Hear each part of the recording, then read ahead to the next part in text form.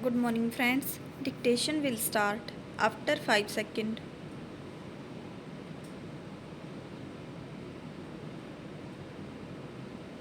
So be ready. Start. Sir, the Honorable Minister has said that because this bill is of a complicated nature, he has come forward with this measure to extend the blanket cover that is to be given by another 1 year. Sir, in my opinion, the bill as such is not complicated, but the government have made it more complicated by getting into certain things which in my opinion are certainly extraneous for the purpose of this bill. Full stop. Sir, in the course of 1 year, this bill has come up before this house 3 times. Full stop. This is the third time that this bill is coming up before the house. Full stop. The parent bill was introduced in December 1983 and in less than 1 year to amending bills were being moved before us. Full stop. Even at the time when the parent bill was moved, it was suggested by several members both on this side as well as on the other side of the house that is safe to enumerate in the bill itself by attaching a schedule to it to specify clearly provisions as to what would amount to an office of profit and what would not amount to an office of profit. Full stop. It was then stated by the then honorable mover of the bill that it was not necessary to attach any schedule to the bill and that the bill by itself as moved was comprehensive enough. Full stop. Then, sir, certain difficulties were felt and various members of this house as well as of the other house had addressed the Honorable Law Minister, then asking him whether their remaining in a particular committee would amount to an office of profit or not. Full stop. Probably looking at the numerous letters that had been addressed to the Honorable Law Minister, he was in a dilemma as to what to do. Full stop. He had come forward with an amending bill to extend the life till the end of December 1984. Full stop.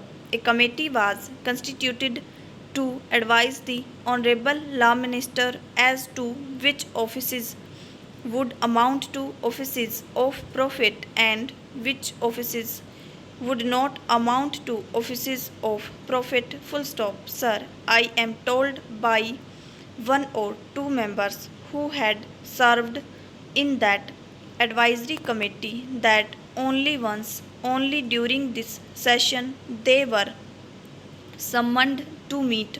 Full stop.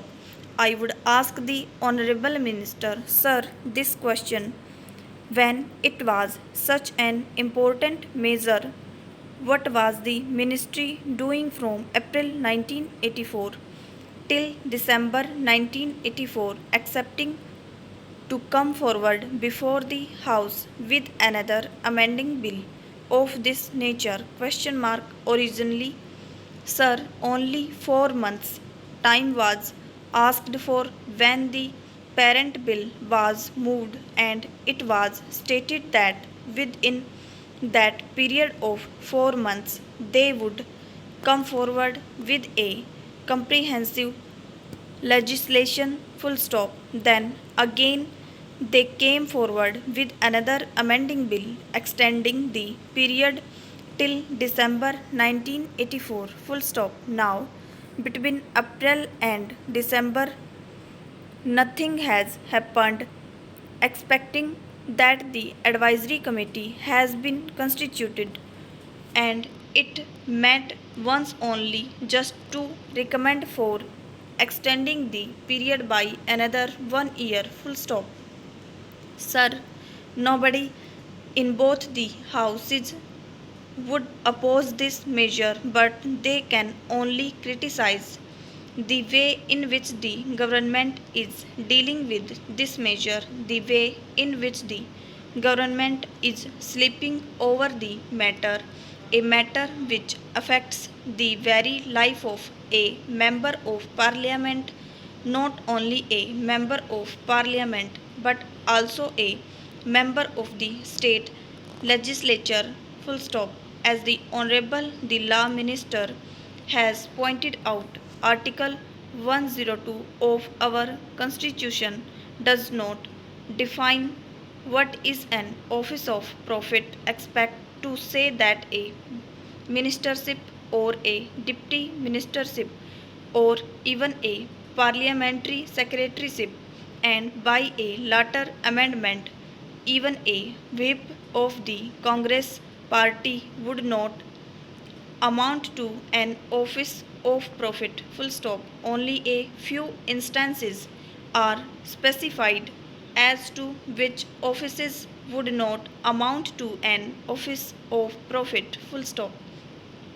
Then, sir, complications had arisen even when the original bill was moved, introducing statutory committees and advisory committees, full stop. What a statutory committee was or what an advisory committee was not at all defined in the parent bill, full stop. So doubts had arisen in the minds of various members as to what would amount to a statutory committee or what would amount to an advisory committee, or even whether a vice chair chancellorship of a university to which are attached certain privileges like the appointment of so many persons and all that was defined as not an office of profit, and the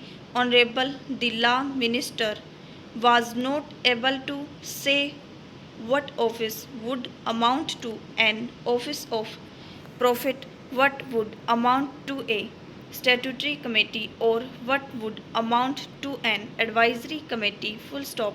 Sir, I have only to point out that an important measure such as this, which affects the very existence of the members of parliament, should have been given a very high priority in the matter of legislation, full stop. On the contrary, not much attention was given to this, full stop.